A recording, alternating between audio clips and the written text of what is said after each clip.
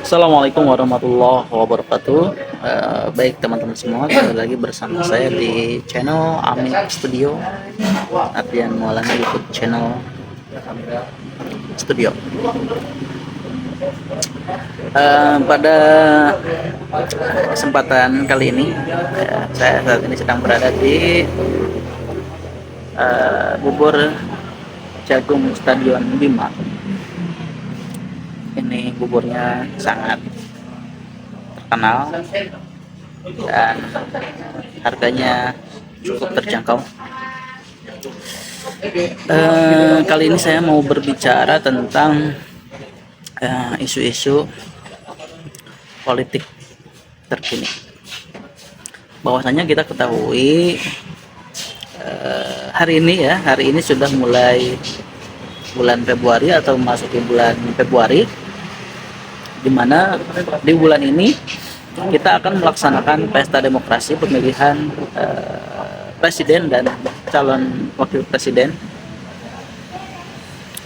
Dan tentunya kita tahu ya, ada tiga calon atau tiga pasangan calon. Yang pertama pasangan Anies Muhaimin, kemudian yang kedua pasangan Prabowo Gibran, dan yang ketiga pasangan Ganjar Mahfud atau Gama.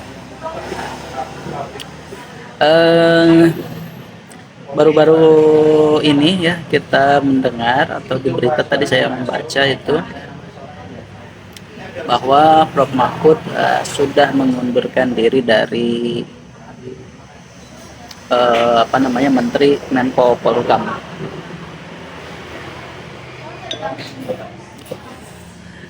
Kemudian ada lagi isu tentang keberpihakan presiden terhadap salah satu pasangan calon. Kemudian sekarang ya, para politikus senior gitu kan sudah pada mulai turun gunung ya. Ada Pak SBY ya, dari Partai Demokrat, kemudian Surya Paloh dari Nasdem, Pak JK ya, kemudian Megawati dari PDIP juga sudah melakukan kampanye ya akbar. Kemudian para menteri terkait ya yang mendukung salah satu paslon juga sudah mulai kelihatan ya. Ya, tentu kita dalam memilih pemimpin ini harus realistis ya. Realistis dalam arti kita melihat rekam jejak masing-masing paslon, seperti apa rekam jejaknya, seperti apa riwayat kehidupannya, mulai dari pendidikan dan latar belakang politiknya. Itu menjadi bagian yang penting untuk kita menentukan pemilihan presiden dan wakil presiden khususnya gitu ya, selain nanti pemilihan legislatif dan lain-lainnya. Yang paling utama adalah kita harus memilih presiden yang menjunjung nilai-nilai etika ya, karena etika ini sangat penting ya. Etika itu banyak ya, ada etika politik, etika hal-hal lainnya juga kan berkaitan dengan etika gitu kan. Karena ketika seorang sudah tidak beretika gitu kan, atau seorang pimpinan itu dia sudah tidak lagi memperhatikan etika, maka nanti ke bawahannya juga akan terbawa gitu ya, terbawa untuk tidak beretika. Pemimpin ini menjadi sebuah parameter bagaimana rakyatnya di sana.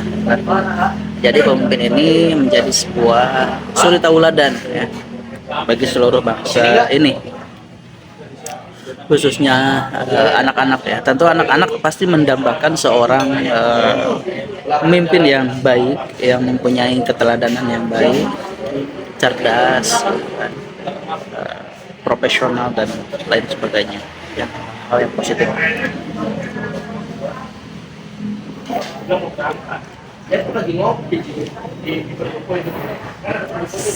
Jadi Saya jujur sudah menentukan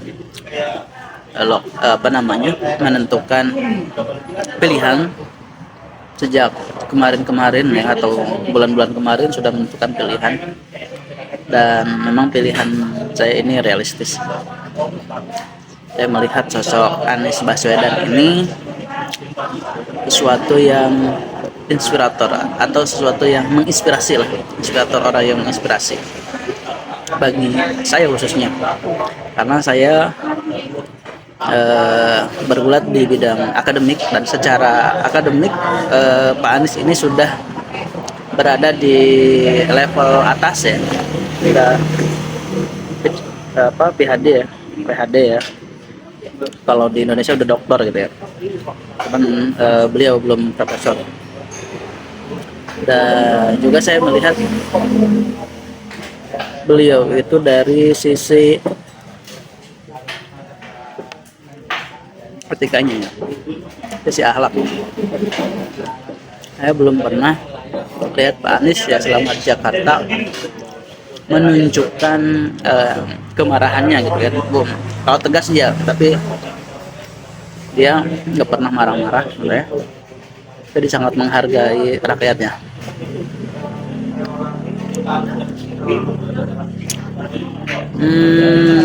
Kemudian dari sisi public speaking ya, saya sangat mendambakan Pak Anies gitu kan. Dia public speakingnya tuh bagus banget, bagus sekali. Mulai dari kayak kalau bicara tuh dia kayaknya tanpa berpikir gitu, tanpa ada jeda gitu kan. Kalau kita kan kalau ngobrol tuh pasti ada jedanya, lama mikir apa yang mau disampaikan lagi. Kadang-kadang tidak runut atau tidak terstruktur gitu kalau kita. Tapi beliau ini menyampaikan poin per poinnya itu pas gitu ya, sehingga ketika orang melihat beliau ini pasti akan melakukan oh iya.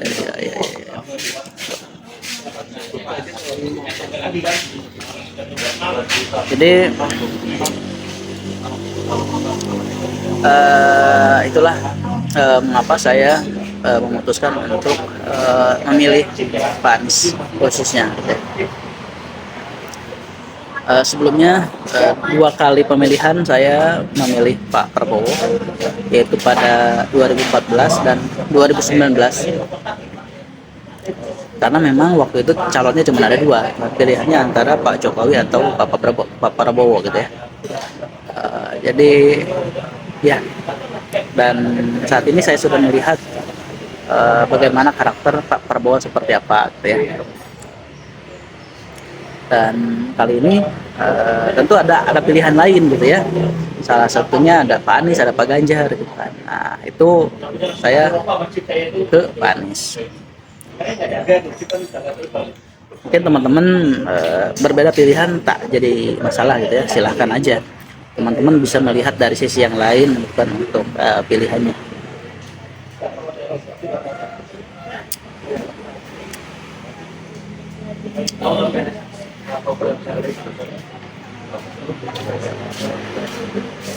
Kemudian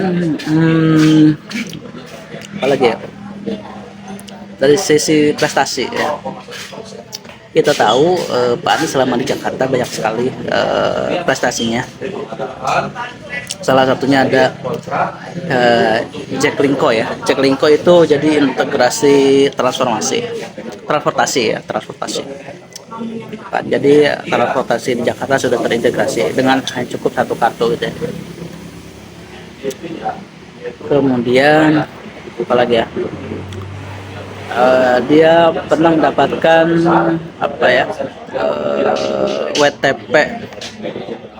WTP ya, yang bebas korupsi itu ya, berturut-turut. Kemudian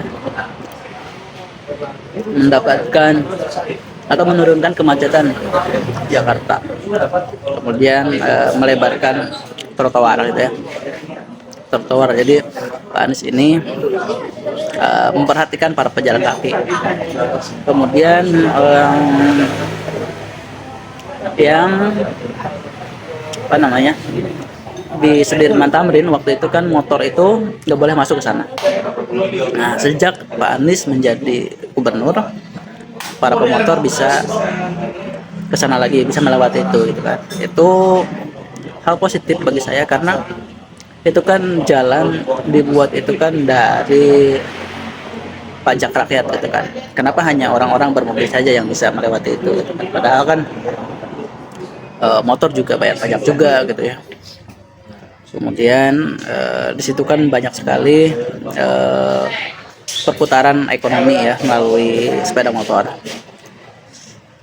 Terus ada JIS ya, Jakarta International Stadium gitu kan, yang digadang-gadang untuk menjadi kandang Persija yang selama gubernur-gubernur sebelumnya itu belum terrealisasi.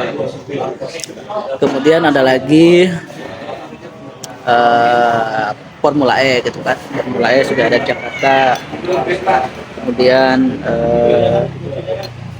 pada jembatan-jembatan penyeberangan itu sangat diperbarui ya, dan estetik gitu ya. Jadi ketika kita ke sana, kita melihat pemandangan yang sangat luar biasa.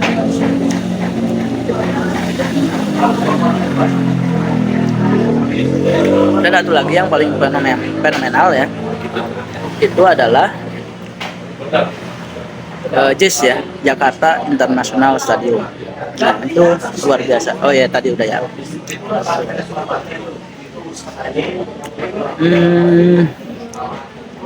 Selain itu, yang meyakinkan saya pada Pak Anies, beliau pernah berbicara di forum PBB secara virtual. Ya, beliau pernah meyakinkan satu gagasan ke Sekjen PBB ya selama 2 menit, dan Sekjen PBB langsung setuju atas gagasan Pak Anies.